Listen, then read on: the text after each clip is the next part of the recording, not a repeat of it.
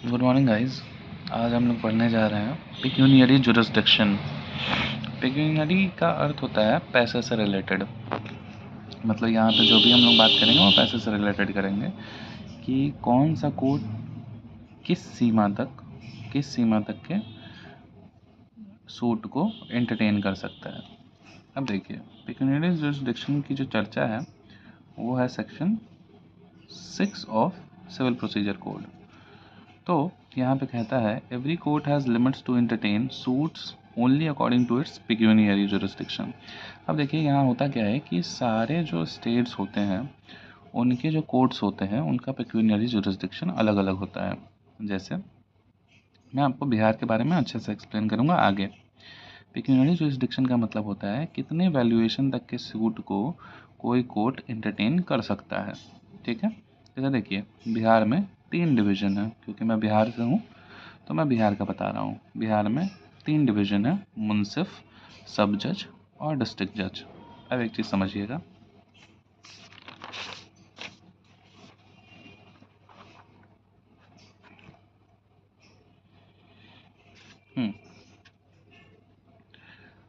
अब देखिए हर कोर्ट केवल अपने पेक्यूनियरी जुरिसडिक्शन के भीतर ही रहकर एडजुडिकेट करेगा।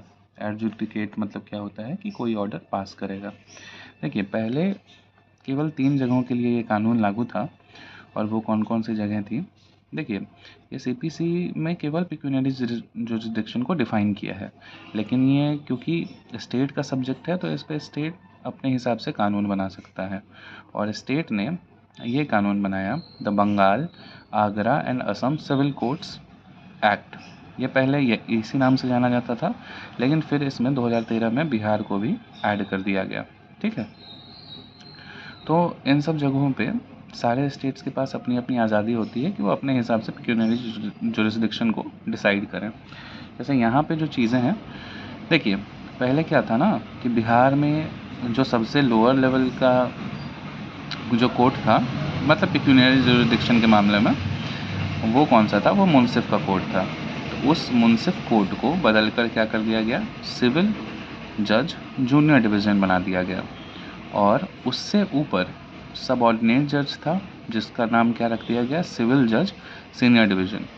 ठीक है, ये उस एक्ट के सेक्शन 3 के तहत अमेंड किया गया। और एक और अमेंडमेंट हुआ उस राशि को बढ़ाने के लिए जो राशि पहले थी, तो वो कौन सा था, सेक्शन 19 ऑफ द एक्ट। इसके तहत क्या कहा गया कि पेक्यूनियरी जुरिसडिक्शन मुंसिफ का पहले कितना था, 30,000 तक।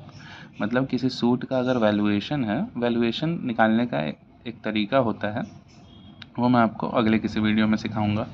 पहले आप ये समझिए कि पेक्यूनियरी जुरिसडिक्शन है मुंसिफ का जो है वो पहले 30,000 तक ही था। मतलब अगर सूट की वैल्यूएशन अगर 30,000 है तो ही मुंसिफ सुन सकता है, अगर 30,000 से ज़्यादा हो गई तो मुंसिफ नहीं सुन सकते हैं। तो उसको बढ़ाकर कितना कर दिया गया, 1.5 लाख कर दिया गया।